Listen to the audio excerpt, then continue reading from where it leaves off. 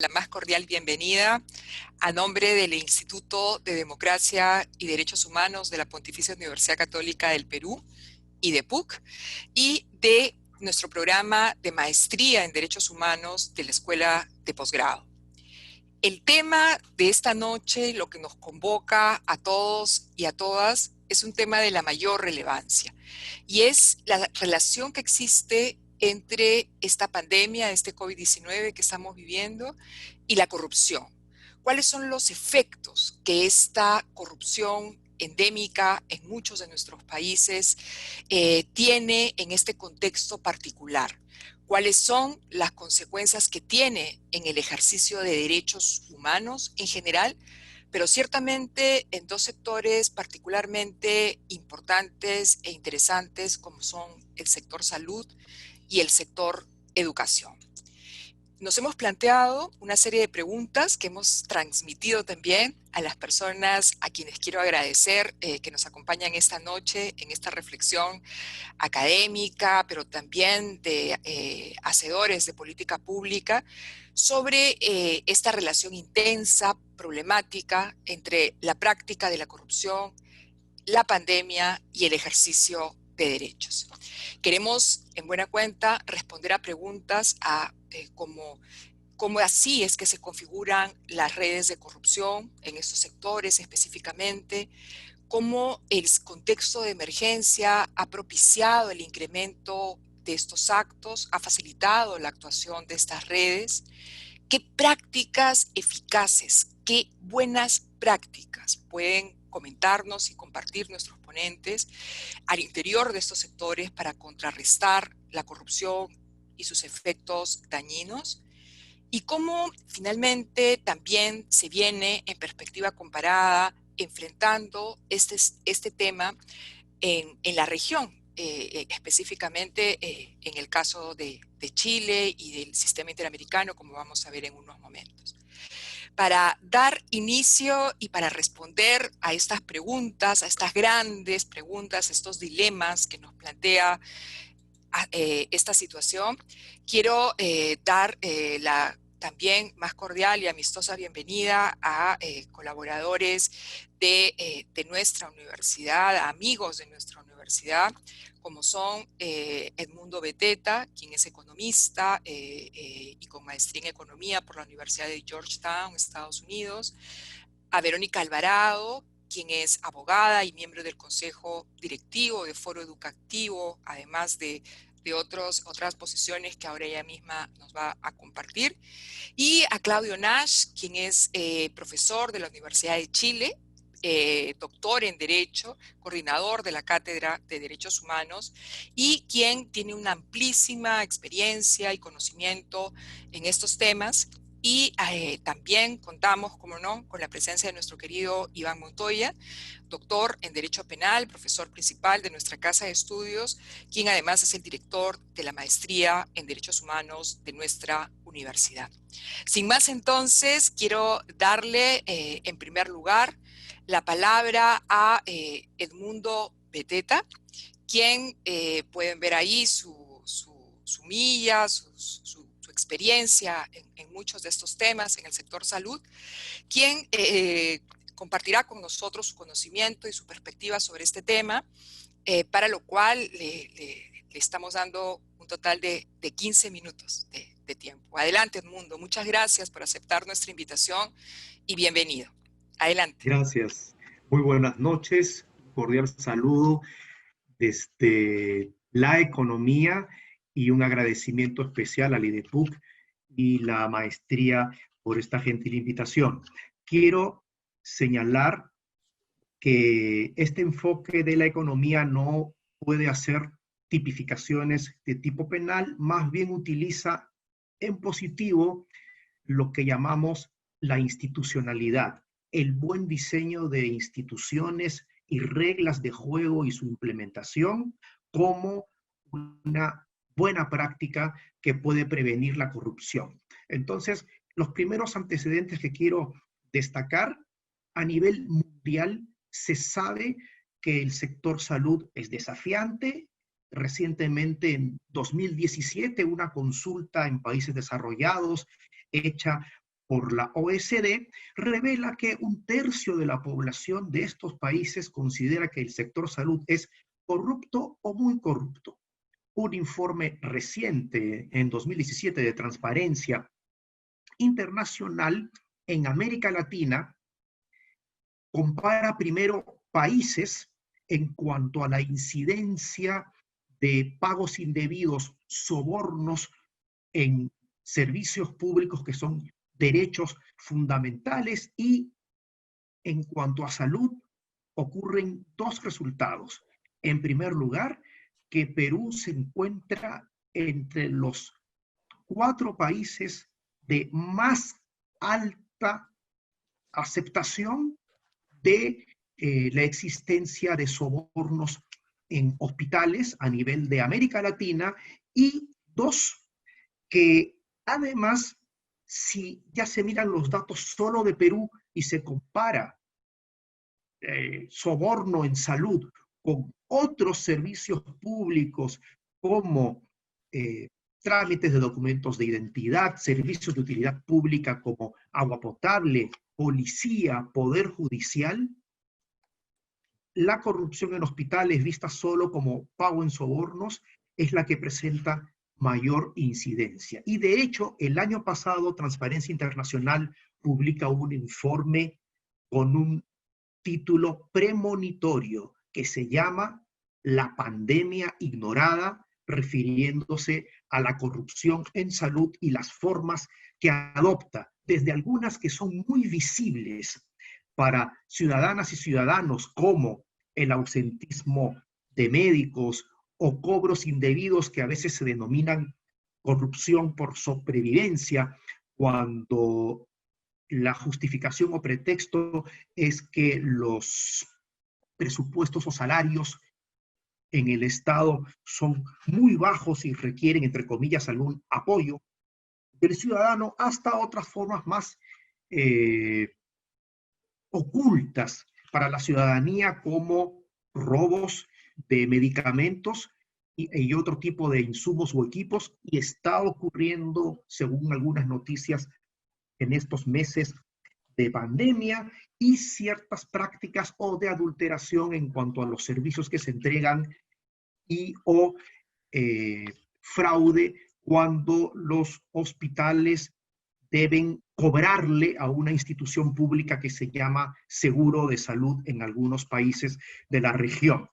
En el contexto conceptual, la idea muy, muy básica es que el sector salud es desafiante porque tiene un conjunto de características que llamamos en economía fallas de mercado. En salud hay heroísmo y abnegación de muchas trabajadoras y trabajadores que atienden en hospitales, centros de salud, pero también cierta proclividad a prácticas diversas de transgresión o abuso de poder. Y esto surge de problemas de información. Los ciudadanos tienen menos capacidad de hacer control social cuando conocen menos, cuando hay un amplio margen de conocimiento y discrecionalidad por parte de quienes brindan el servicio.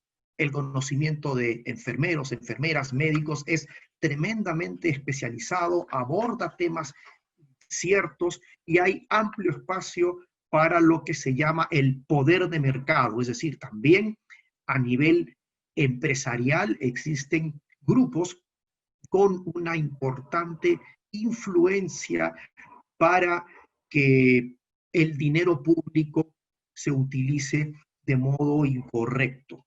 Y es cierto que además hay una complejidad de temas que trascienden la economía, normas culturales que llevan a que la profesión médica sea de particular respeto y tenga incluso una posición de autoridad, donde a ellos mismos les puede costar identificar si hay alguna presunta corrupción en la relación con los ciudadanos. Por ejemplo, cuando solicitan un cobro adicional, o cuando estando en un hospital público, le piden al paciente que mejor se atienda en la tarde, en el horario en que el mismo médico o alguien relacionado atiende en el sector privado. Circuitos que a veces ocurren de manera natural en archipiélagos de corrupción en países como Perú son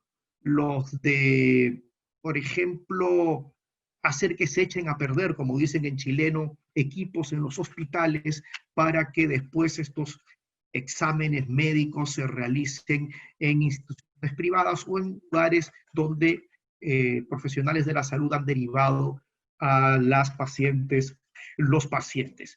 En ese escenario muy general, el mensaje positivo es que hay buenas prácticas.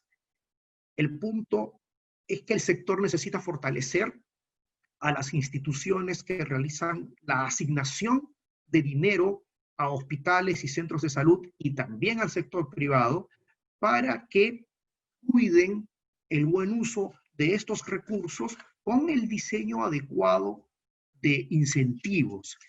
Quiero señalar que los incentivos y las capacidades organizacionales son tremendamente importantes dentro de estas instituciones que se llaman financiadoras, como la que conocí en el caso peruano Seguro Integral de Salud. Así que voy a ilustrarlo con unos pocos ejemplos para que nos alcance el tiempo.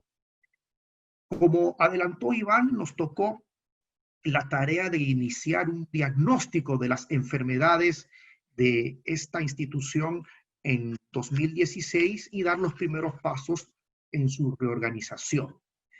Un ejemplo típico en el caso de incentivos es el que encontramos en la manera en que se le pagaba a los hospitales públicos y a los centros de atención primaria. Se tomaba como base unas fichas o formularios de atención que consistían en reportes en papel muy proclives a adulteración, a fraude, que incluso nos permitieron detectar situaciones como la de inconsistencias en 45,000 partos, pacientes con más de 200 operaciones por cataratas, mujeres con más de un parto en menos de 2 meses, etcétera.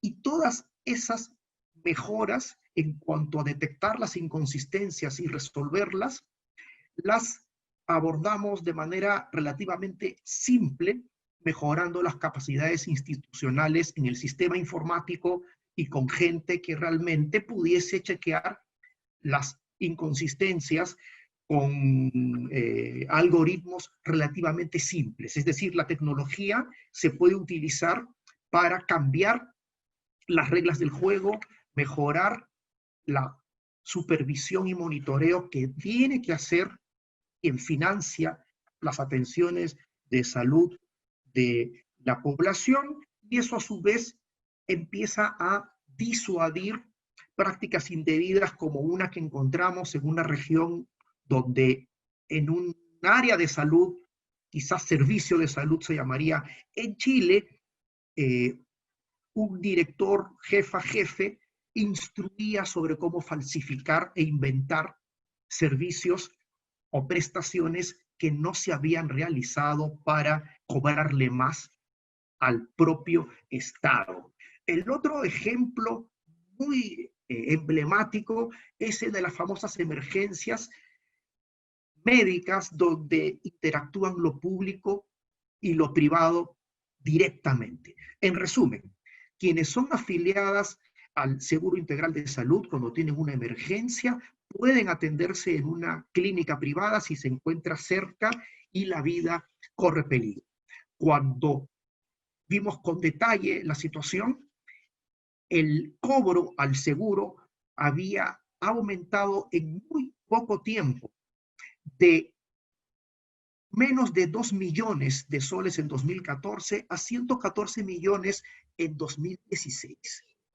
Este incremento, cuando vimos los datos, se debía, uno, a que una parte importante de estas atenciones no era de emergencia.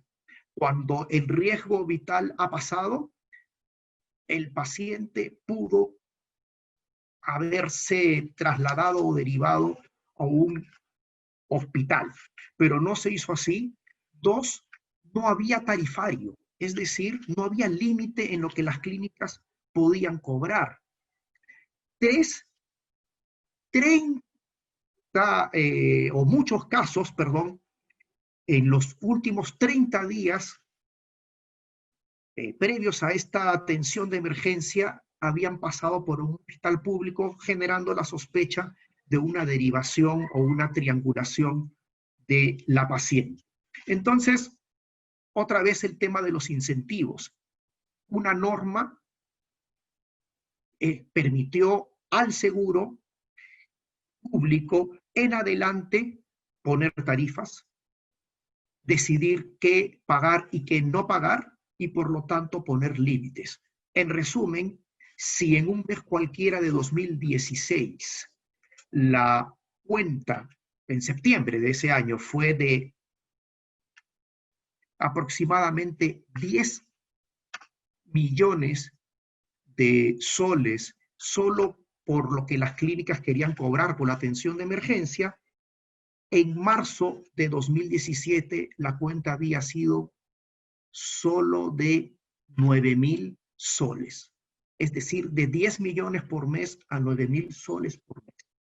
Eso es el efecto de los incentivos cuando se utilizan como una herramienta preventiva y que puede complementar sin duda los esfuerzos que se deben hacer desde otras instituciones del Estado. Estos ejemplos, por tanto, dan una buena noticia en el sentido de que sí se puede abordar problemas de corrupción o mitigarlos con un mejor trabajo de quienes tienen la capacidad de asignar recursos. Si estos organismos tienen integridad, capacidades y un poder mayor para el diseño de incentivos, entonces las instituciones pueden mejorar. Pero el desafío siempre va a existir porque es un sector sumamente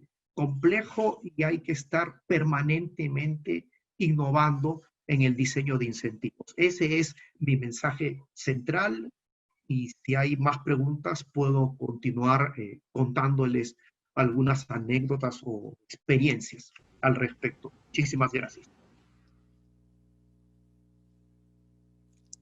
Muchísimas gracias, Edmundo, por compartir esta experiencia. Qué datos más interesantes, qué esperanza que nos das también con relación a confiar en las instituciones y su capacidad de transformarse, de tomar medidas preventivas, de tomar medidas eficaces, medidas honestas que nos permitan ser un mejor Estado y sobre todo favorecer el ejercicio de derechos y en el caso de salud creo que no hay ningún contexto más acuciante como el actual para plantearnos su plena importancia. Muchísimas gracias, Edmundo.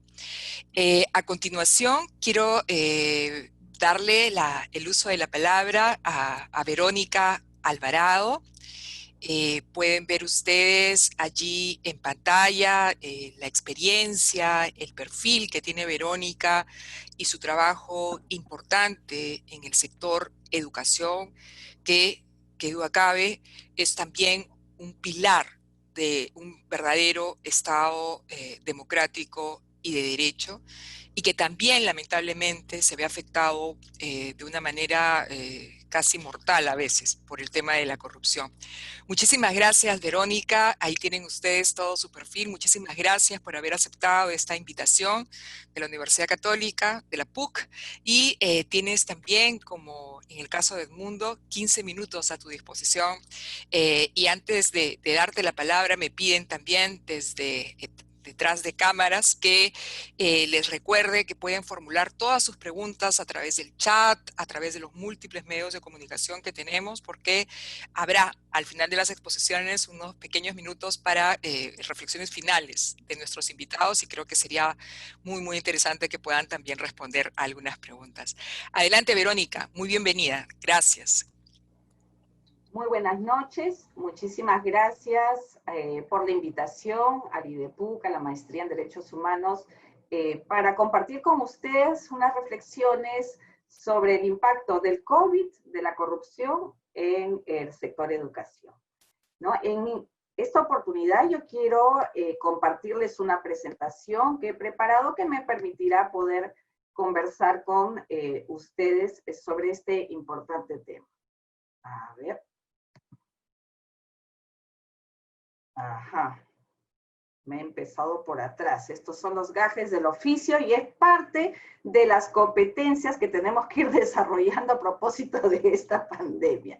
Discúlpenme un momentito, vamos a empezar. Pero es interesante empezar de quién estamos hablando, de cerca de 9 millones de estudiantes que justamente por los problemas del COVID, ¿no? Están en este momento habiendo vulnerado su derecho a la educación y que cuando a esto le sumamos los efectos de la corrupción resulta aún más pernicioso, ¿verdad? Quisiera empezar diciéndoles que de acuerdo a último informe de UNESCO, ¿no? Tenemos una estimación que hacia el 31 de marzo habían 185 países que habían decidido cerrar sus escuelas como efecto justamente de la pandemia del COVID-19. Fíjense ustedes en la pantalla, en el color moradito son los países que decidieron cerrar escuelas, en el fucsia aquellos que decidieron cerrarlo parcialmente, y en los colores azules aquellos que han decidido abrir, mantener sus escuelas, ¿no? Esto está afectando cerca de 1.5 mil millones de niños, niñas y jóvenes que este año están teniendo dificultades en recibir un servicio educativo integral, como deberían haberlo tenido. Y UNESCO lanza unas alertas, ¿no? Porque este cierre de escuelas va a tener impactos negativos, en primer lugar, para las personas más vulnerables. ¿Cuáles? Aquellas, pues, que no tienen, ¿no? La posibilidad, no tienen el acceso a las tecnologías que son las que en este momento nos están permitiendo comunicarnos. Televisión, radio, internet, principalmente. Además, nos advierte que las brechas de desigualdad posiblemente se amplíen. Y vaya que es complejo, porque América Latina somos una región con grandes brechas de desigualdad en materia educativa, ¿no? Y por tanto señala la importancia de los países de pensar programas focalizados, por ejemplo, de atención a pueblos originarios, a zonas rurales, a niños, niñas con necesidades especiales. ¿Qué es de ellos en este momento, verdad? O también programas focalizados para las niñas, ¿no? Para que vayan a clases. Ahora con la pandemia que estamos todos confinados en nuestros domicilios, está recayendo muchas veces en las niñas de la casa las labores domésticas, porque papá y mamá se tienen que ir a trabajar porque hay que seguir comiendo. Entonces, esto está afectando no es solo Perú, es a nivel mundial y son algunas alertas que tenemos que tomar en cuenta. Y por supuesto, el tema de la pobreza, ¿no? La pobreza que se va a ir agudizando y donde los programas de alimentación escolar que estaban asociados a la asistencia a los centros escolares, pues está generando problemas, miles de niños a los cuales no les está llegando su ración de alimentos. El UNESCO cuenta con el Sistema de Información de Tendencias Educativas en América Latina, que los invito a revisar, y de ahí he querido compartir con ustedes algunas comparaciones que hacen entre países. He sacado la data de Perú, pero esta, por ejemplo, muestra las iniciativas orientadas a garantizar el gobierno en la educación. ¿Qué está haciendo el Perú en materia de educación en el contexto de crisis del COVID-19?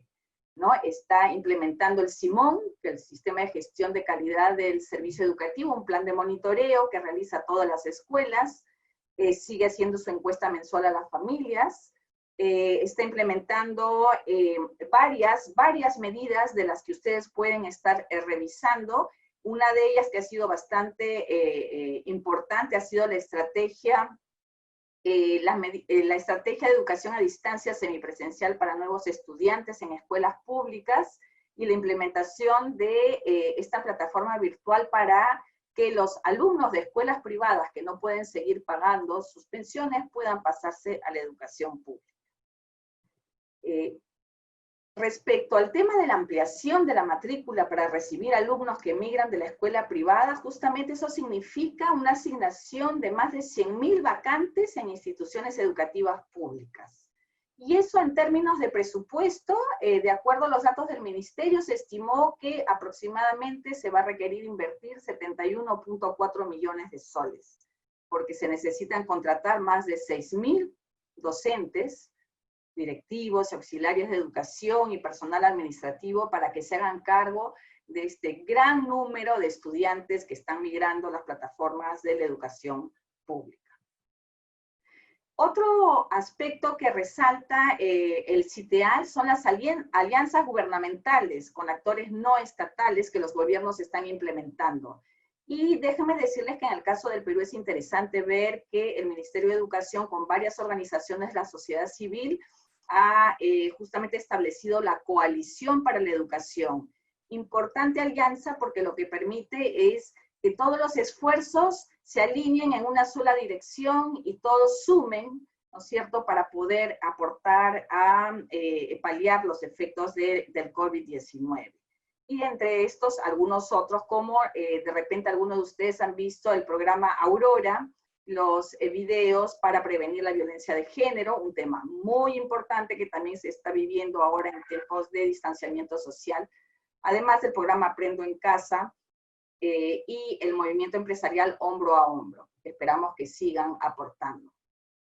Igualmente sobre las iniciativas de aprendizaje en distancia, ¿no? Entre el Aprendo en Casa, la estrategia formativa 360 que se está haciendo a nivel de docentes en institutos tecnológicos, en institutos de educación superior. Tenemos ahí varias de las iniciativas que el Ministerio está desplegando, ¿no? Para poder llegar y tratar de no interrumpir el servicio educativo en el país, ¿no? El Ministerio, en este caso, ha señalado que va a transferir cerca de 3.5 millones de soles a los gobiernos regionales para implementar este servicio médico de atención básica de emergencia en 320 institutos de educación superior tecnológica. La idea es que a través de estos institutos no se puede ofrecer una atención de emergencia a los estudiantes y al personal docente administrativo. UNESCO nos dice que tenemos que también tener cuidado con el tema del bienestar de los actores educativos, porque pese a todos los servicios que se están brindando, hay una necesidad de contención psicoemocional, ¿no? De apoyo al bienestar físico y cultural y recreativo para docentes, padres y estudiantes. Además, nos señala que es importante contener la emergencia social y alimentaria, sobre todo de los grupos más vulnerables, ¿no? Porque al haberse suspendido la actividad escolar, también se están suspendiendo una serie de servicios asociados, como son los de alimentación que ya me había referido. Y señala también que las políticas de transferencia de ingresos y de alimentos no son estrategias mayormente implementadas en el conjunto de los países. Frente a todo ello que les he señalado, es importante entonces ahora que miremos, hagamos un análisis de riesgo. Un análisis de riesgo para ir mirando cómo la corrupción, ¿no es cierto?, también puede seguir afectando el sector educativo en este momento y puede ser aún peor, ¿no? Tenemos un conjunto, hemos visto, de adquisiciones, ¿no? Que se están haciendo a propósito justamente de la pandemia. Conocido por todos, la compra de las tablets, pero no es lo único. La conexión a internet, los planes de datos para docentes, paneles solares, la contratación de docentes, su capacitación, la producción de los programas Aprendo en Casa, compra de alimentos de Jariwarma, los bonos entregados, conjunto de temas de alto riesgo en los cuales las autoridades tienen que poner, ¿no es cierto?, el ojo y la sociedad en su conjunto estar muy atenta para hacer seguimiento, para hacer vigilancia, ¿no? Y desde el Estado se cuenta con ya algunas herramientas, tanto los portales de transparencia que tienen todas las entidades públicas, el SEACE, que es el sistema de contrataciones públicas, en los cuales se puede hacer seguimiento de las contrataciones que se están dando, los planes anuales de compras que tienen todas las entidades y uno puede ir haciéndole el seguimiento. Esta mañana, cuando estaba revisando la presentación que les estoy haciendo ahora, entré a ver el portal de transparencia del Ministerio de Educación y encontré su plan anual de contrataciones. Y efectivamente ahí pude mirar, pude revisar las diferentes modificaciones que se han tenido que hacer justamente con ocasión de la pandemia, ¿no? Dentro de las modificaciones del plan de contrataciones, por supuesto, se ha modificado para la compra de computadoras, de soluciones de servicios en la nube para las plataformas educativas, de antivirus, de tableros electrónicos. Por ahí encontré una de carpas como espacios multipropósitos móvil de respuesta educativa, entre otros, ¿no? Lo que yo quiero llamar acá la atención es que es muy importante el tema de la transparencia en las adquisiciones, que sus planes anuales de contrataciones estén disponibles para todos, que cualquier ciudadano, como ustedes, como yo, podamos revisarlos y podamos ver con transparencia cómo se está contratando. Pero el Ministerio de Educación no es el único, ¿no?, en contratar en el sector educativo, y entonces entré a los gobiernos regionales, a las direcciones regionales de educación. Bueno, les tengo que contar que ahí hay cero transparencia. Están bien bonitas las páginas, dicen portal de transparencia, dice plan anual de contrataciones, pero no tienen ninguna información. Entonces ahí tenemos alertas que tenemos que ir desarrollando, que tenemos que ir tocando la puerta. La Contraloría General de la República, por supuesto, tiene ahí bastante que decir. Y dentro de lo que tiene que decir está el caso de la compra de las tablets, justamente, que todos hemos escuchado. Hubo un informe de hito de control, ¿no?, de la Contraloría sobre esta compra, ¿no? Solamente decirles que esta compra tiene un presupuesto de 930 millones de soles que están presupuestados para comprar cerca de 1.056.000 tablets, que va a beneficiar en su conjunto a cerca de 27.837 colegios. Fíjense ustedes, de acuerdo a las cifras de SCALE, tenemos más bien 107.000 instituciones educativas de educación básica regular, 1.800 CEPROS y 1.004 institutos tecnológicos. ¿Es un esfuerzo importante el que hace el ministerio? Por supuesto que sí, pero estamos hablando solo de 27.837 colegios. Y vaya que tuvo problemas este primer intento de compra de las tablets, recuerdan ustedes, en los meses de mayo y junio. La Contraloría detectó varios hechos. Primero, que habían riesgos para cumplir plazos, que habían riesgos en los servicios de conectividad y riesgos en el cumplimiento de las versiones de los procesadores, ¿no? Todo eso hizo, además de que el proveedor, digamos, tuviera problemas de representación con las marcas de la laptop que se estaba ofreciendo, que ese primer proceso de compra se cayera y que el ministerio rápidamente tuviera que tomar cartas en el asunto y lanzar un nuevo concurso, el cual, según nos han señalado por los medios de comunicación, ya se estarían llegando ya las primeras tablets. Pero en todo caso, fíjense qué importante es tener un órgano de control interno, una Contraloría que esté detrás mirando este tema de las compras que con ocasión de la pandemia se están realizando. Lo que deberíamos preguntarnos si lo mismo está sucediendo también a nivel de los gobiernos regionales, las direcciones regionales de educación, el Instituto Peruano del Deporte y tantos organismos adscritos al Ministerio de Educación. ¿Qué está en juego? En este momento está en juego varios de los componentes del derecho a la educación. Tenemos respecto a la disponibilidad, claramente está en juego en este momento la disponibilidad por parte de los miles de estudiantes de computadoras, televisión, radio, espacios de estudio, hasta de celulares, ¿no? Eso es el primer componente del derecho a la educación, está siendo afectado en este momento. Está en riesgo la accesibilidad, porque en nuestro país no todos tienen acceso a Internet, no todos cuentan con planes de datos en sus celulares, y además a eso se añade, como les señalaba antes, las labores domésticas que cumplen las niñas en el hogar. Y ahí hay mucho por estar atentos. también está en juego el componente de la adaptabilidad. Tenemos el programa Aprendo en Casa, pero con contenidos trabajados desde Lima para todo el Perú, ¿no? Y lo que se requiere y los docentes están solicitando en este momento, ¿no?, es mayor apoyo a las regiones para implementar estrategias más contextualizadas, ¿no? Y está en juego, por supuesto, la aceptabilidad, ¿no? ¿Este año lograrán nuestros estudiantes los aprendizajes esperados?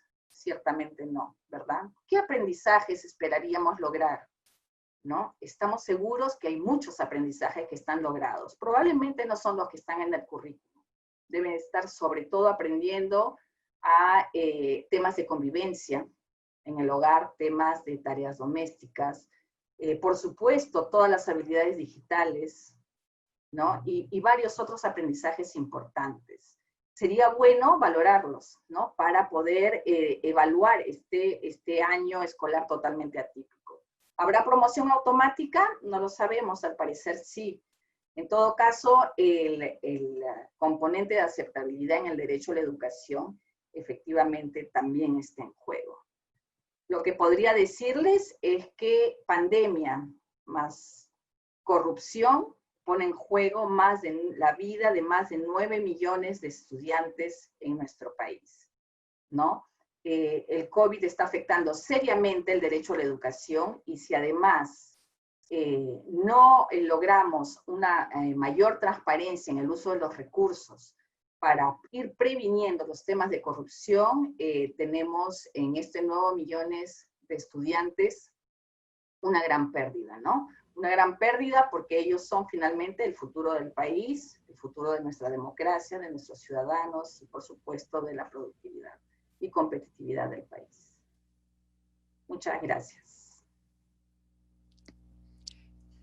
Muchas gracias a ti, Verónica, por haber compartido esta información tan importante, tan crucial, diría yo, para poder entender adecuadamente el impacto que no solamente la pandemia está teniendo en la educación, sino, como tú decías, este cóctel Molotov, que es el tema de pandemia más corrupción.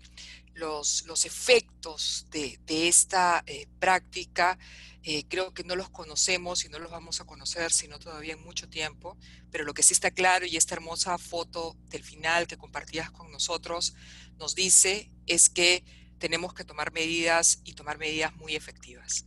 Muchísimas gracias por estar con nosotros esta noche. Quiero ahora invitar en el uso de la palabra a nuestro siguiente ponente.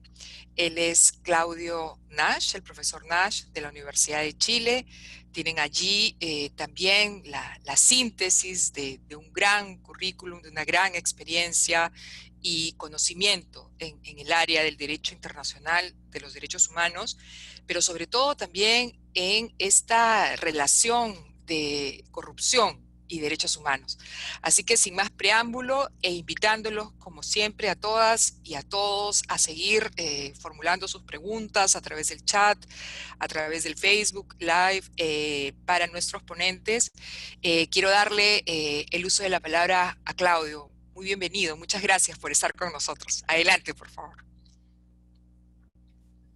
Muchas gracias, profesora Salmón. Quiero también agradecerle al profesor Montoya la oportunidad que me dan de compartir hoy, esta noche, con ustedes en torno a la maestría de Derechos Humanos de la Pontificia Universidad Católica del Perú, el IDEPUC, un instituto además con el que hemos trabajado durante largos años ya en materias que tienen alcance no solo para nuestros países, sino que alcance regional. Así que es un gusto estar hoy día con ustedes, aunque sea por por esta vía y no presencialmente como lo hacemos siempre, pero vamos a hacer un esfuerzo por transmitir adecuadamente algunas cuestiones básicas, algunos conceptos sobre la forma en la que la Comisión Interamericana en particular está enfrentando los temas de corrupción y derechos humanos, que tal vez es uno de los enfoques más interesantes a nivel no solo regional, sino que a nivel mundial. Y en esto quiero compartir con ustedes una muy breve presentación para que tengan acceso a algunos conceptos básicos que me parece pueden ayudarles a entender mejor el informe que ha emitido la Comisión Interamericana hace unos pocos meses en este tema y que tiene su origen en un proceso de diálogo con la sociedad civil. Debo ahí comentarles que a mí me correspondió por encargo de la comisión trabajar precisamente en el borrador del informe y tuvimos al menos 6 reuniones nacionales y una de carácter regional. Una de las reuniones nacionales fue precisamente en la Universidad Católica, en la Pontificia Universidad Católica, hace ya un tiempo atrás, fue en febrero del 2019, esta reunión donde participó la academia, la sociedad civil, el Estado, organismos internacionales también, que manifestaban cuáles eran las expectativas que tenían los distintos sectores respecto de este informe. Y es lo que la comisión intentó recoger en un trabajo que se publicó el día 31 de diciembre del 2019, se había aprobado recién el día 6, fue prácticamente un año de un esfuerzo bastante arduo por parte de la Secretaría de la Comisión y las comisionadas y los comisionados de avanzar en este informe. Yo quiero hacer un breve recorrido por sus principales capítulos y ir anotando en cada uno cuáles son los aspectos que me parece merecen atención y invitarlos a ustedes a la lectura del informe en ese sentido. Un capítulo inicial es el que da cuenta del proceso de convergencia entre la agenda de derecho internacional de derechos humanos y la agenda de lucha contra la corrupción, que durante décadas fueron por caminos separados, pero que los últimos 15, 20 años, no más que eso, han tenido este proceso de unión o ir aprovechando los elementos que una complementan a la otra para una mayor efectividad, por una parte, de la lucha contra la corrupción y por otra, la efectividad en la protección de derechos humanos. Hoy existe una mirada de complementariedad entre ambos sistemas y es precisamente lo que este informe pretende dar cuenta. Y luego hay un segundo capítulo que, a mi juicio, es el capítulo central. Este es el corazón del informe. Y como ustedes tienen ahí a la vista, trata 4 cuestiones absolutamente centrales en nuestra región. Por una parte, el tema de la conceptualización de corrupción, más allá de los temas económicos, el acercamiento de la Comisión es a una mirada amplia de la corrupción como un fenómeno que implica no solo obtener un beneficio económico privado a partir de una posición de poder que detenta una persona, sino que tiene que ver con el impacto que tiene el quiebre institucional más allá del beneficio personal o el daño económico, sino que mirarlo con el fenómeno en su integralidad. Y en ese sentido no es casual que la comisión entonces entre a analizar los factores que permiten que la corrupción se haya instalado en nuestra región con la profundidad con la que todos los organismos internacionales que han estudiado el tema dan cuenta.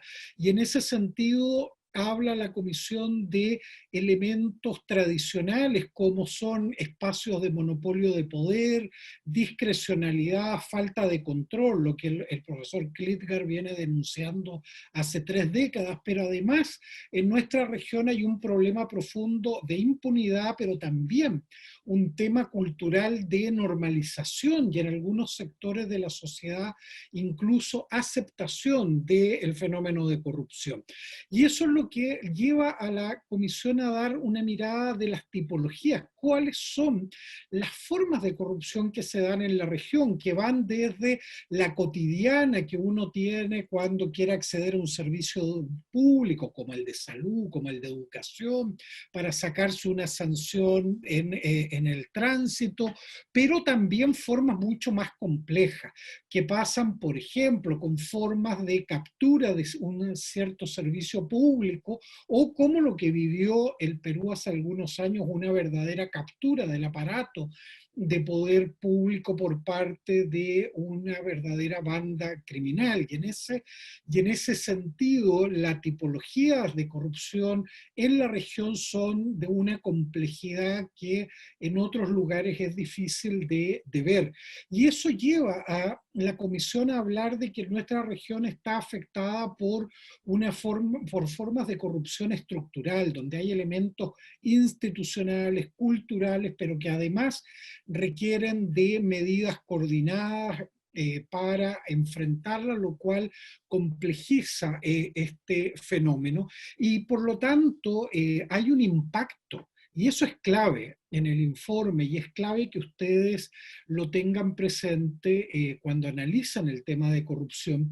Hay un impacto que es en la democracia, hay un impacto en el Estado de Derecho y un impacto en los derechos humanos. Y sin lugar a duda, la lucha que ustedes en el Perú están dando en los temas de corrupción instalados en altos niveles de la política son un ejemplo para toda la región de la valentía que hay que tener como sociedad para enfrentar adecuadamente el fenómeno de corrupción. Y la comisión en este sentido llama la atención sobre 2 áreas de ejercicio de derechos humanos que le preocupan de una manera particular o especial.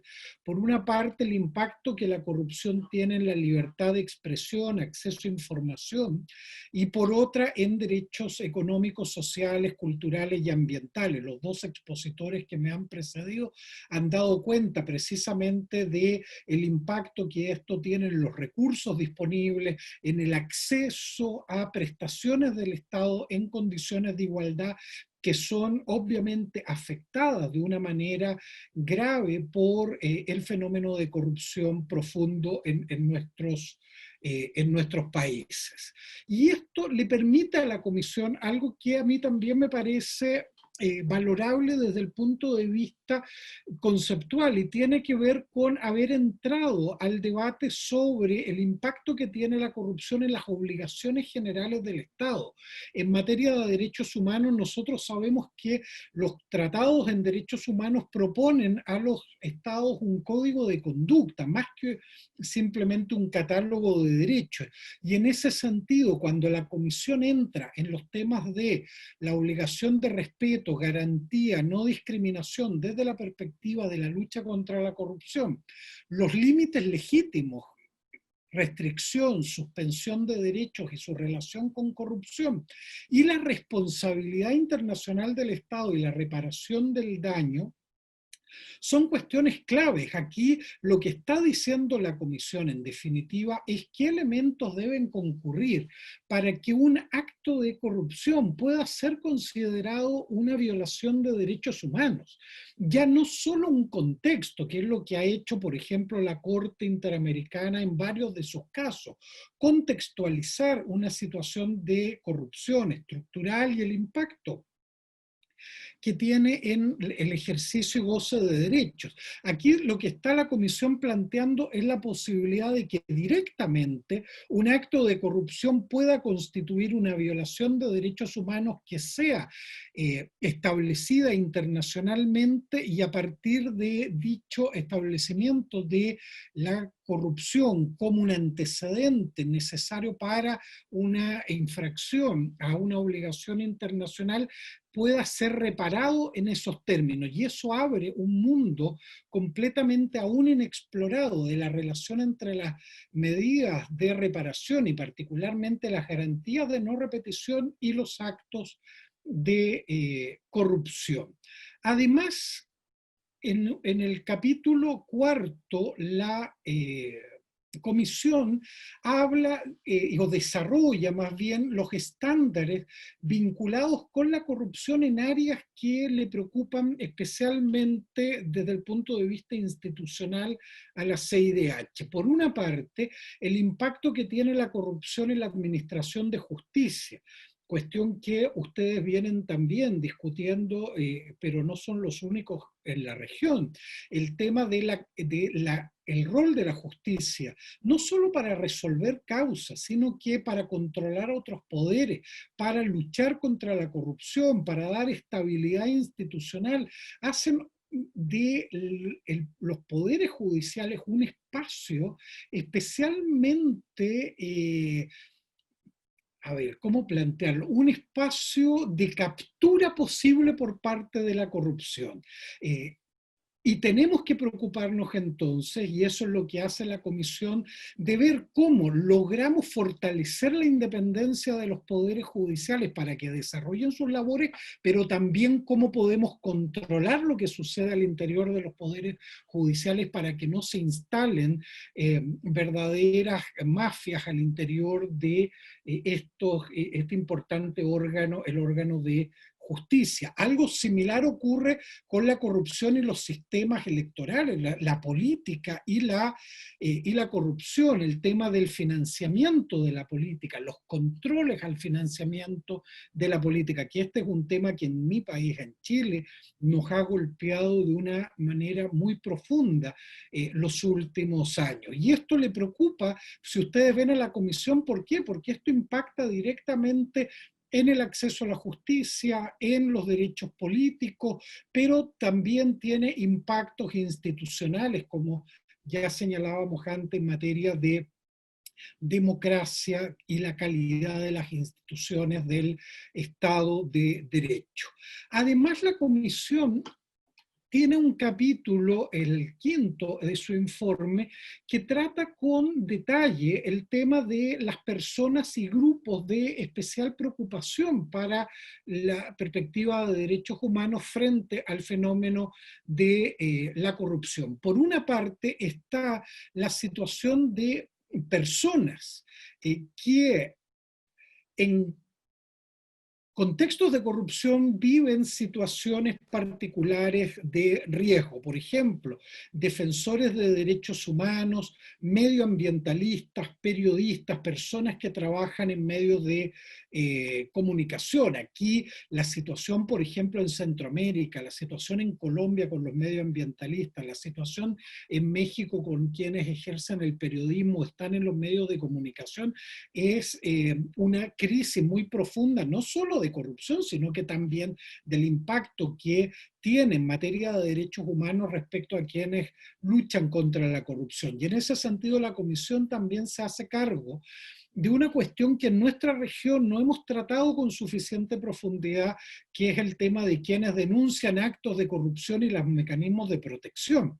Les cuento que yo hace algunos años estuve haciendo clases justamente en Lima a jueces y juezas que trabajan en temas de lucha contra la corrupción, y cuando yo les planteaba el tema de la denuncia de los denunciantes de actos de corrupción y la necesidad de protección, alguien levantó la mano y me dijo: oiga, profesor, pero vamos a cosas realmente importantes, y eso no tiene mucho impacto en nuestro país y en nuestra labor como jueces. Bueno, eso a uno le enciende luces de alerta muy importantes.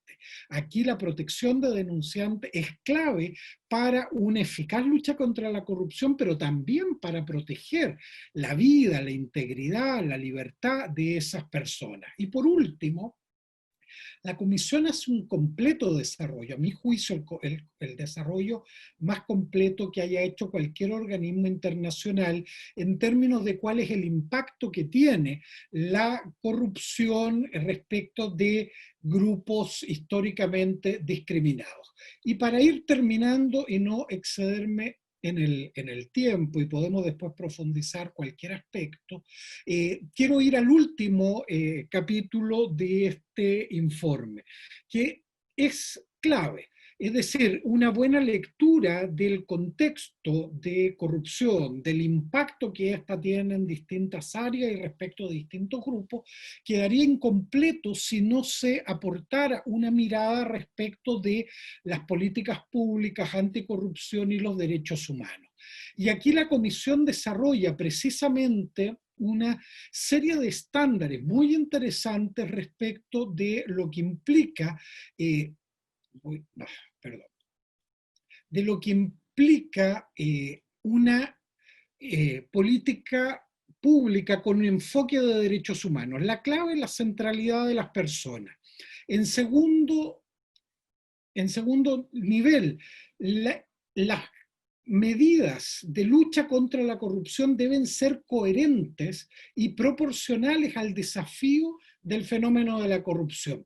Y por eso la CIDH plantea que debemos desarrollar a nivel nacional medidas coherentes, coordinadas, adecuadas y eficaces. No bastan actos aislados, no basta una ley aislada, una sentencia judicial aislada, una política pública en un área específica. Los estados tienen que enfrentar como un fenómeno estructural. Yo creo que es uno de los grandes déficits que tiene nuestra región. Y por último, y con esto cierro, la lucha contra la corrupción debe ser una lucha legítima.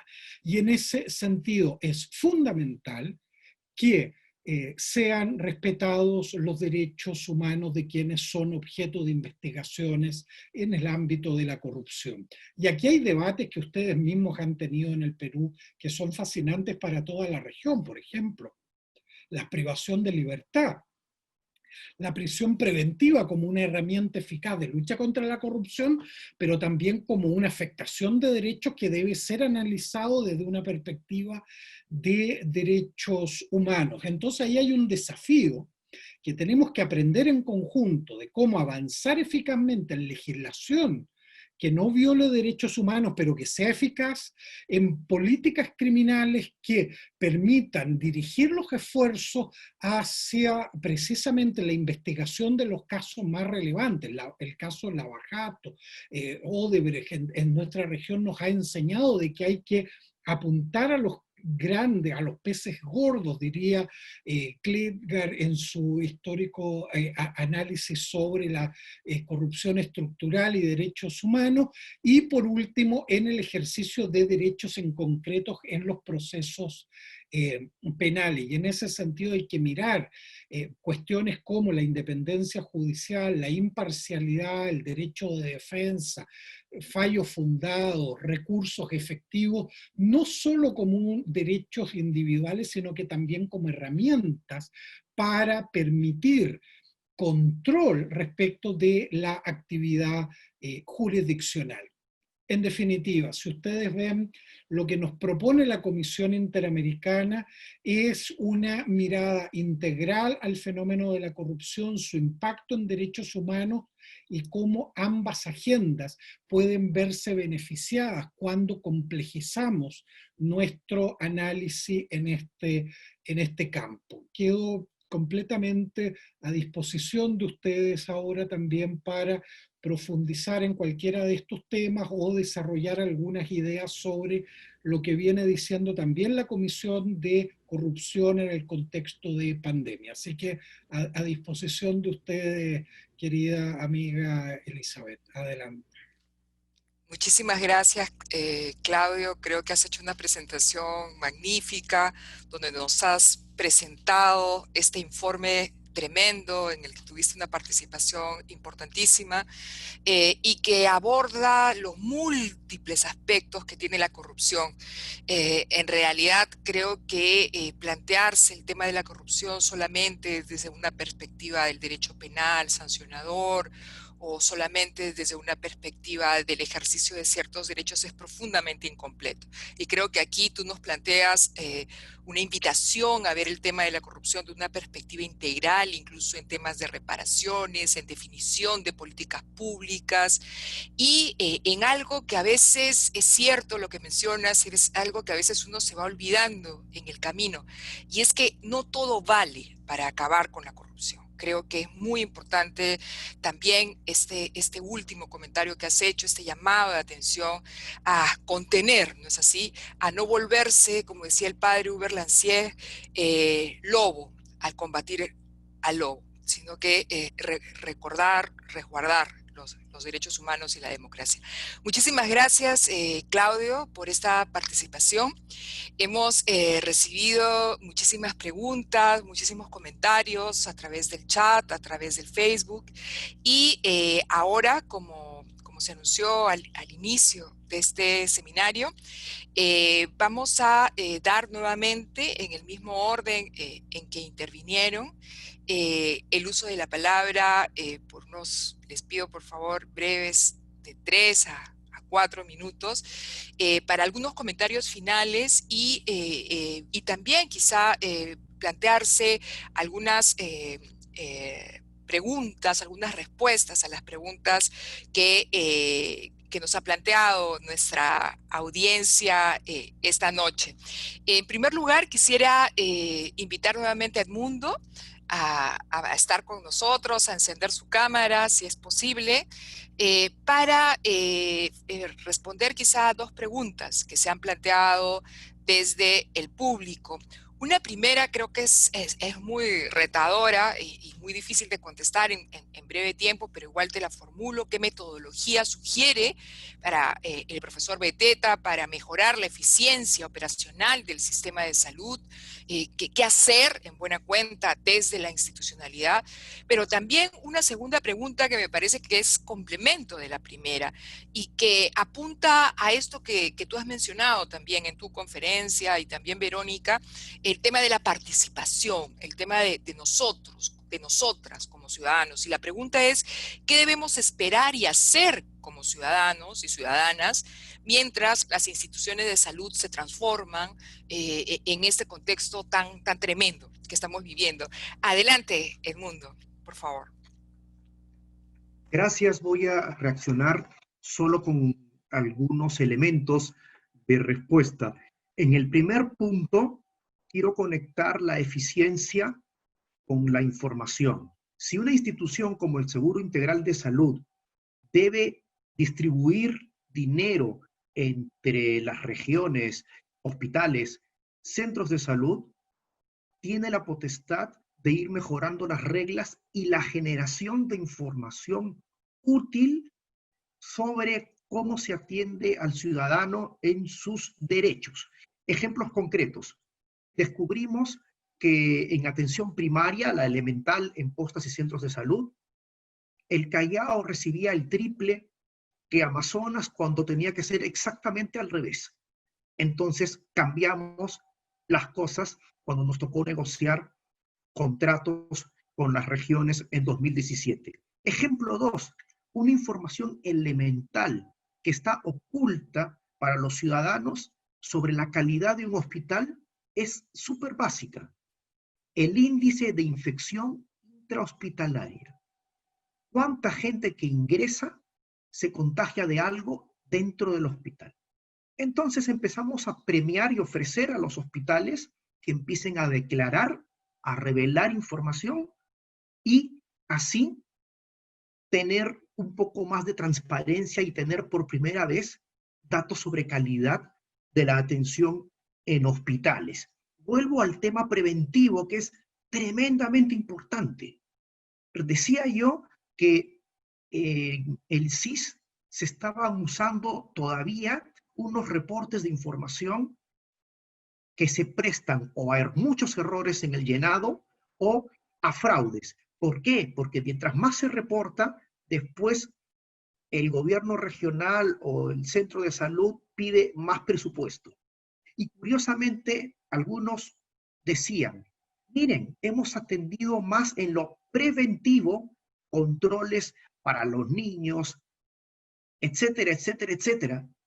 Uno después veía los datos del INEI y no habían mejorado ni la nutrición de los niños, ni la anemia, ni los temas de salud materno-neonatal. Entonces, en esa inconsistencia, manda la información oficial y empezamos a cambiar entonces las reglas y decir, usted ya no me infla los datos, yo voy a basarme en la información oficial y no le voy a traspasar ningún tipo de premio por información inflada. Y algo tan elemental cuando les contaba varias anécdotas sobre los casos eh, totalmente inconsistentes que se le querían cobrar al seguro. El Seguro Integral de Salud lo encontré con más de 700 trabajadores en todo el país. Me pregunté algo elemental.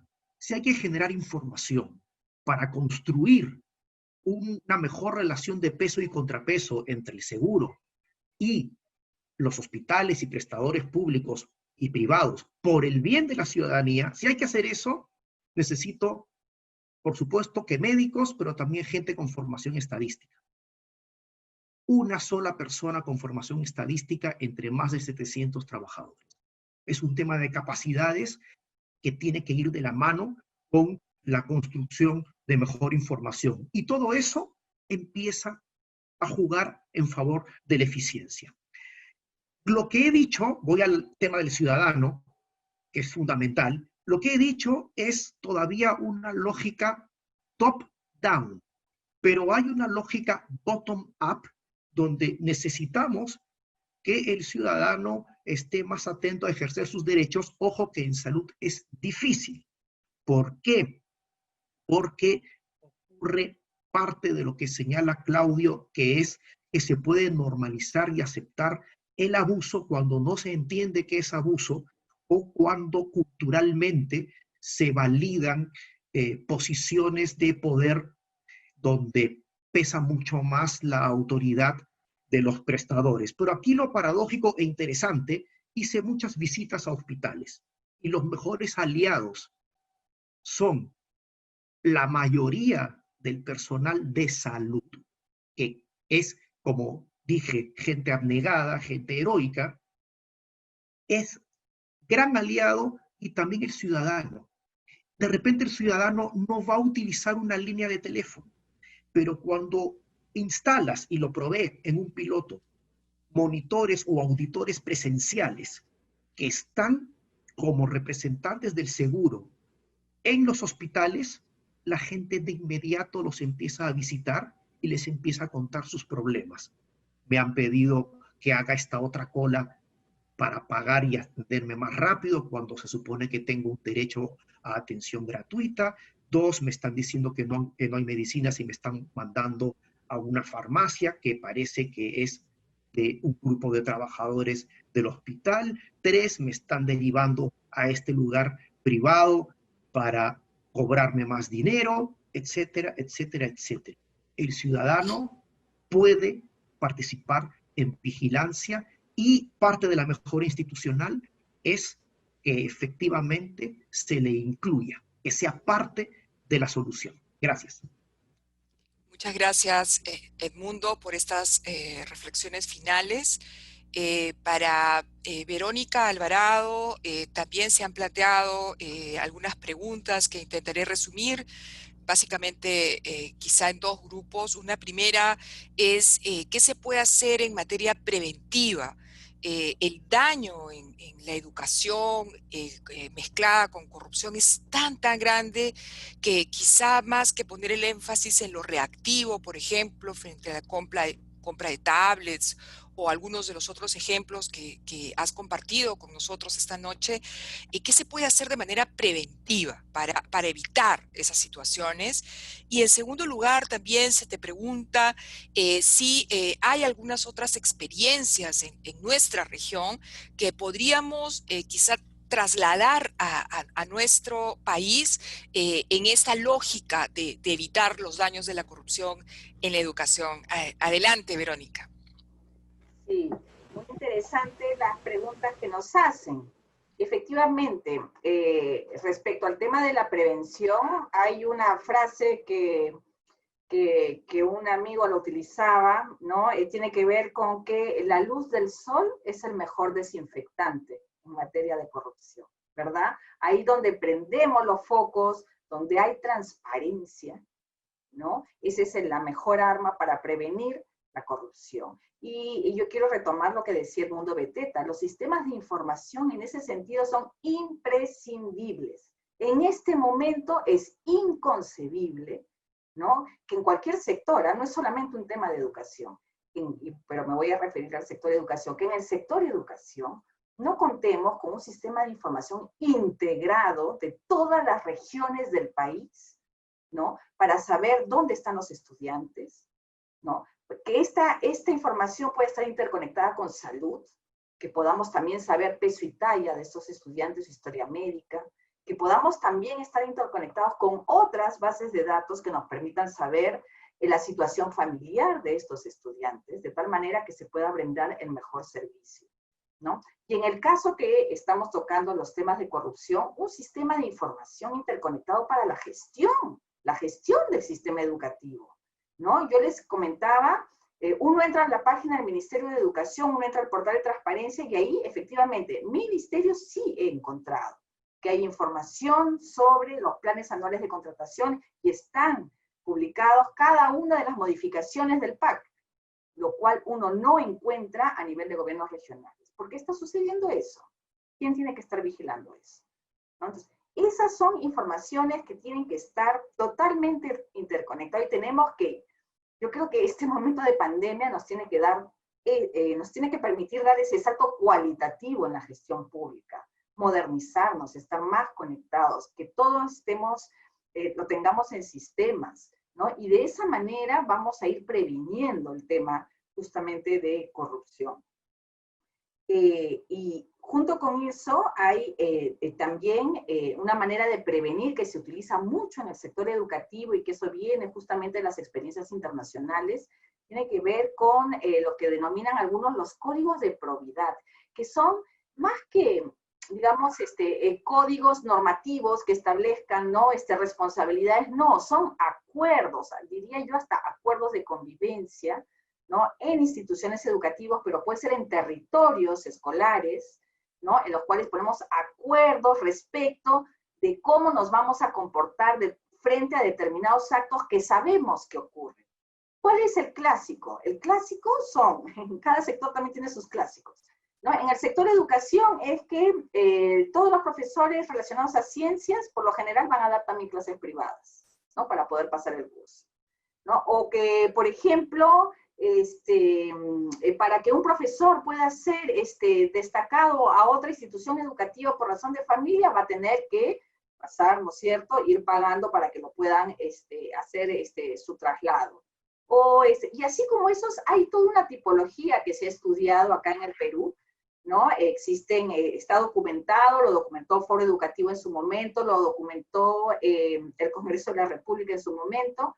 Entonces, ahí tenemos, ya sabemos cuáles son los tipos de caso de microcorrupción, porque en este caso estamos hablando de la microcorrupción que pulula en las unidades de gestión educativa local, en la Dirección Regional de Educación y en el propio Ministerio de Educación. Entonces, todas esas tipologías, ¿no es cierto?,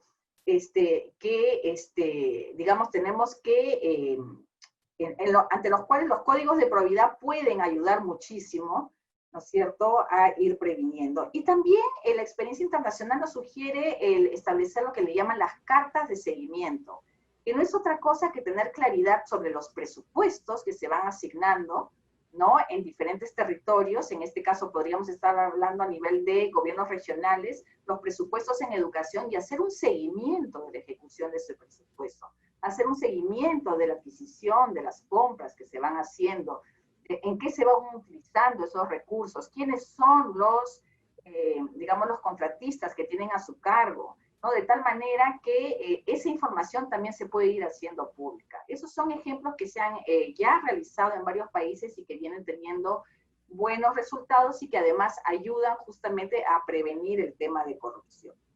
Y a esto yo creo que también hay que añadir el tema de vigilancia, ¿no? Y en el tema de vigilancia estoy hablando no solamente por parte de las entidades, de los órganos de control, ¿no? Del Estado, sino también el tema de la vigilancia ciudadana.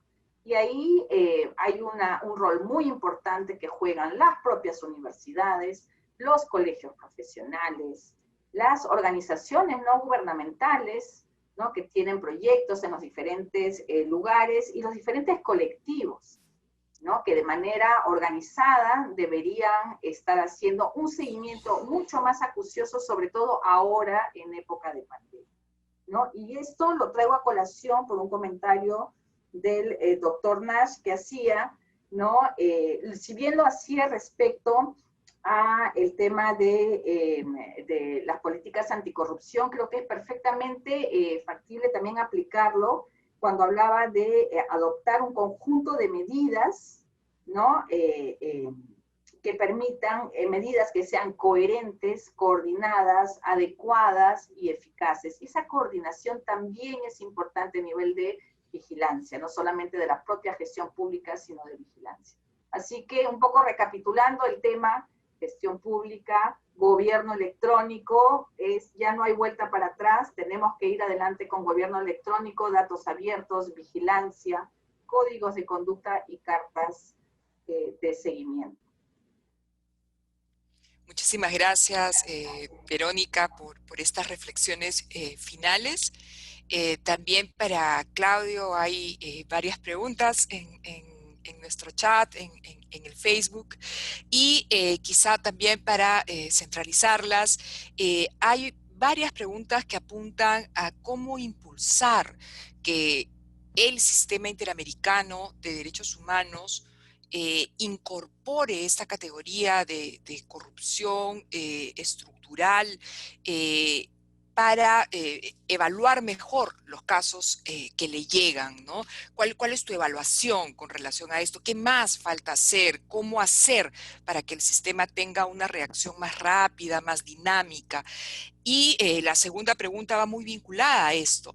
¿Es que acaso, en tu opinión, se hace necesaria algún tipo de institucionalidad mayor para la lucha contra la corrupción a nivel regional? Se ha escuchado muchas veces la necesidad de generar algún tipo de relatoría, de unidad especializada en estos temas. ¿Sería ese un buen modelo? ¿Crees que sería suficiente para el nivel de corrupción, para las características que tiene la corrupción en nuestro país?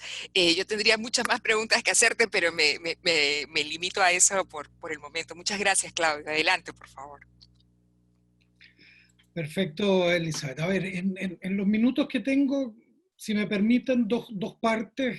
Una primera, no podría cerrar esta presentación sin decir algo sobre cómo enfrentar la pandemia desde una perspectiva de derechos humanos y lucha contra la corrupción. Aquí hay un mensaje que yo creo que es clave, y en países tan afectados por esta pandemia como es el Perú y como es Chile, no podemos dejar de tener presente en ningún momento que esta crisis no es solo una crisis sanitaria, sino que es una crisis de derechos humanos. Tampoco podemos olvidar que las crisis, los momentos difíciles, los momentos que nuestras sociedades se ven tensionados, como lo que estamos viviendo hoy, también son momentos de derechos humanos, son momentos de legalidad, son momentos de Estado de Derecho. La pandemia no genera un paréntesis donde el Estado pueda hacer lo que estime conveniente, sino que hay límites y hay formas de hacer las cosas, y en ese sentido es lo que estamos viendo a nivel mundial, es la utilización de la pandemia para avances de políticas restrictivas en materia de derechos y incluso en algunos países derechamente regresiones autoritarias. Yo creo que hay que tener primero cuidado con eso. En segundo lugar, la pandemia genera un espacio donde los elementos propios de la corrupción se profundizan, es decir, hay que tomar decisiones rápidas, decisiones que tienen pocos controles, que involucran grandes recursos, y estamos viendo en la región denuncias desde el manejo de los ventiladores, arriendo de locales, sobreprecio en las mascarillas, tapabocas, en las compras que hay que hacer para educación. Estamos viendo situaciones muy complejas. Y en ese sentido yo creo que la sociedad civil a lo que debe apuntar es a la mayor transparencia en la toma de decisiones, a que lo excepcional no se haga una constante y generar condiciones de supervisión para que en algún minuto, cuando estén las condiciones, se pueda investigar y sancionar a los responsables como corresponde. Aquí no puede haber impunidad para aquellos que se están aprovechando de un momento de crisis humanitaria para sacar beneficios o provechos personales. Yo creo que esas son cuestiones fundamentales desde una perspectiva de derechos humanos y corrupción. El 16 de septiembre la Comisión Interamericana sacó un comunicado de prensa precisamente tratando el tema de corrupción y derechos humanos. Yo les recomiendo darle una mirada. Y en un par de minutos que tengo para la respuesta. A ver, voy a partir por lo último. La institucionalidad debe ser mejorada en la región en derechos humanos. Yo no tengo ninguna duda sobre eso. Debemos avanzar hacia una mejor institucionalidad en materia de protección de derechos humanos vinculado con el tema de corrupción. A mí me parece que una relatoría en materia de corrupción y derechos humanos le haría muy bien al sistema para precisamente tener una, como decía la primera pregunta, una reacción eficaz que genere que el tema de derechos humanos pueda ser mirado de una manera transversal en el trabajo de la comisión desde este enfoque de corrupción y derechos humanos. Es decir, mirar los derechos humanos es el rol principal de la comisión, pero incorporar esta cuestión relativa al fenómeno de corrupción en los casos individuales, en los informes temáticos, en los informes de países, en las respuestas rápidas.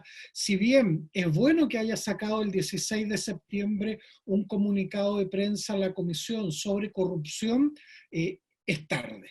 Ahí faltó una reacción mucho más rápida en marzo y no en septiembre sobre el tema. Eso da cuenta de que no hay alguien en la comisión que esté mirando el tema de corrupción y derechos humanos como lo hace, la Relatoría de Libertad de Expresión o la de Derechos Económicos, Sociales y Culturales y Ambientales en su área. Yo creo que sería muy bueno.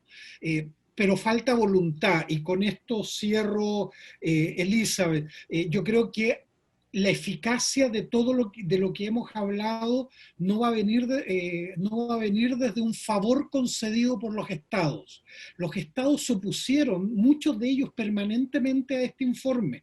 Este informe estaba listo hace meses y no salía porque había una presión muy fuerte de los estados para que saliera. Eso no puede seguir ocurriendo. Y la única forma que no ocurra es que la ciudadanía se empodere, como se ha dicho acá en las exposiciones anteriores, Verónica, Edmundo. Aquí tiene que haber conocimiento de los derechos, tiene que haber formación en derechos humanos. Lo que hacen ustedes, Elizabeth, en IDEPUC, es invaluable para la región, formar en estas temáticas. ¿Para qué? Para que luego se puedan ejercer los derechos. Esa es la única forma. Aquí, si la sociedad civil no actúa, no se empodera en este tema, no va a pasar absolutamente nada, no vamos a avanzar nada. Y por lo tanto me parece que más que mirar al Estado, lo que tenemos que hacer es mirarnos nosotros, la academia, la sociedad civil, y ver cómo avanzamos exigiendo nuestros derechos, pero para eso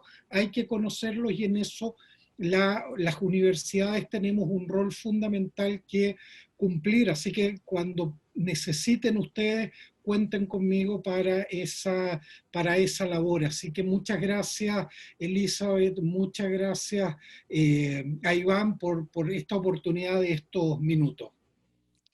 Muchísimas gracias a ti, Claudio. No puedo estar más de acuerdo con varias de las cuestiones que nos has presentado, tanto en la exposición inicial como en estos comentarios finales. Creo que se trata de ver al Estado, pero también se trata de fortalecer la democracia desde el lado de la demanda, desde el lado de los ciudadanos. Y creo que esa ha sido la tónica también de los que nos han acompañado esta noche.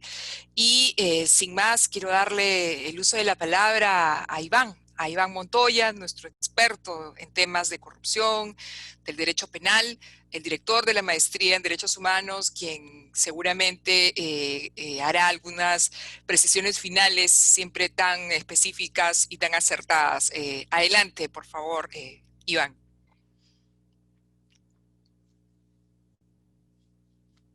Gracias, Elizabeth. Gracias también a nuestros invitados, a Claudio, a Verónica y a Edmundo por acompañarnos en este intento o esfuerzo desde el IDEPUC y desde la Maestría en Derechos Humanos por introducir un enfoque de derechos humanos. No sé si se me escucha. He perdido la...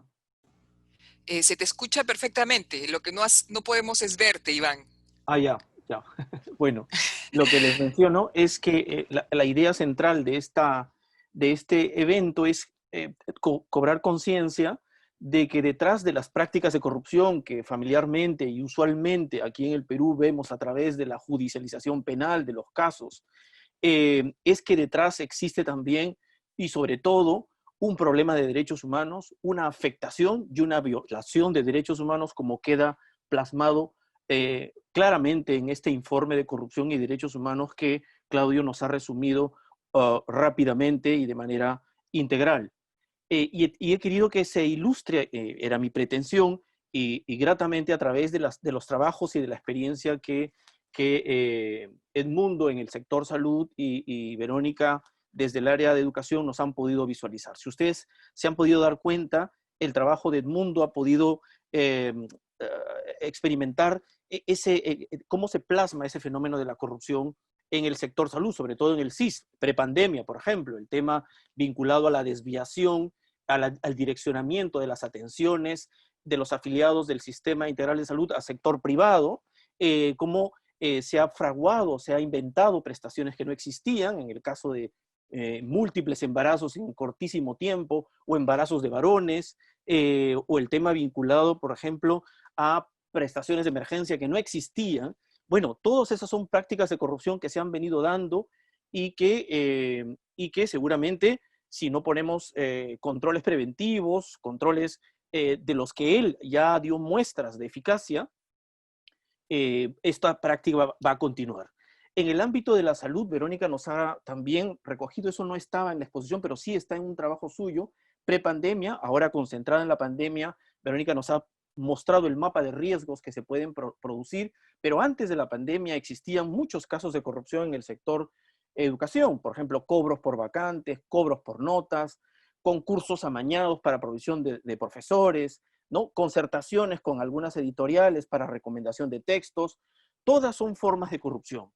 Y si quiero concentrar en la pandemia, eso no ha dejado de ser tampoco una práctica y lamentablemente ha ocurrido, ¿no? Por ejemplo, de las 442 millones que en su momento se pusieron a disposición, se presentaron 27 normas legales que permitieron que se utilizaran vía contratos de adjudicación directa, contratación de adjudicación directa, para la provisión de material de bioseguridad, para la compra de medicamentos, para la compra de pruebas rápidas, pruebas moleculares, y para también todo lo que es la provisión de alimentación de supervivencia. Pues si ustedes, el reporte que tiene la Procuraduría Anticorrupción en este punto es impresionante, ¿no? Se tiene aproximadamente 720 casos de denuncias registradas que se están impulsando, pero algo raro, aparece en la cifra exorbitante peculados por encima de actos de colusión. Generalmente la historia en el Perú ha sido un mayor número de colusiones por debajo los casos de peculado. ¿Cuál es, si uno escarba, dónde ha estado el mayor número de peculados? Que se ha presentado básicamente en el caso de reparto de canastas a nivel de gobiernos municipales y gobiernos distritales. De las 2.500.000 canastas más o menos repartidas, 4.212 funcionarios terminaron beneficiados ilegalmente, ¿no? Varios de ellos tienen todos estos sueldos que superan de los 1.500 a 5.000 o 6.000 soles y recibieron canastas que no debieron recibir, ¿no? En algunos distritos, por ejemplo, con 50.000 soles asignados para la compra de canastas, solo repartieron 72 canastas, cuando pudieron repartir probablemente 400 canastas bien equipadas para 2 semanas. Bueno, ¿qué quiero decir con esto? Porque yo sé que el tiempo tengo corto. Esto no solo se ha traducido en procesos por peculado, en procesos por colusión, en procesos por malversación de fondos. Detrás existe un impacto en los derechos fundamentales. Derecho a la salud, sobre todo vinculados a los derechos económicos, sociales y culturales. Derecho a la salud en el artículo 12 del pacto y artículo 13, el derecho a la educación, con una serie de componentes y contenidos que son vinculantes para el Estado peruano, ¿no? Obligación de respetar esos derechos, obligación de proteger esos derechos y obligación de garantizar el goce efectivo de esos derechos.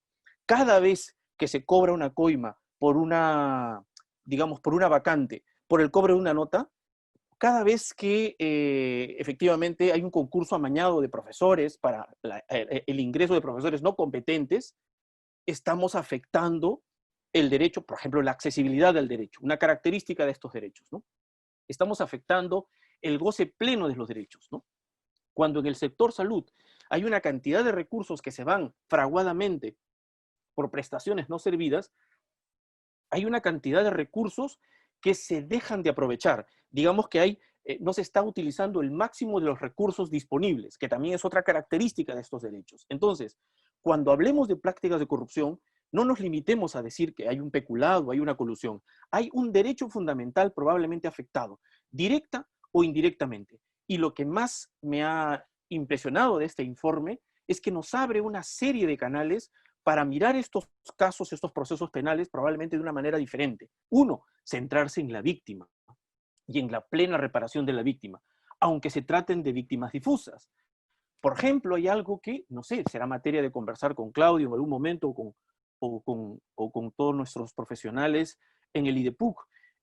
Un juez en un caso de corrupción, cuando termina sancionando penalmente a alguien y al momento de terminar la reparación civil, puede establecer como parte de la reparación o extrapatrimonial, digamos, la necesidad de que la entidad donde se ha generado esa corrupción, por ejemplo, el gobierno regional de salud o el gobierno regional de educación de tal lugar, exigirle que introduzca políticas de integridad, marcos de integridad, algún tipo de compliance público para efectos de revertir esa situación, porque una de las exigencias que del informe de Corrupción y Derechos Humanos señala para materias de reparación, por ejemplo, es que se revierta la situación estructural, organizativa, de gestión, como decía Verónica, que ha dado pie a esas prácticas de corrupción. Es decir, no solo limitarse con la víctima a repararla en el lucro cesante, el daño emergente, sino atajar al aparato, al ente público que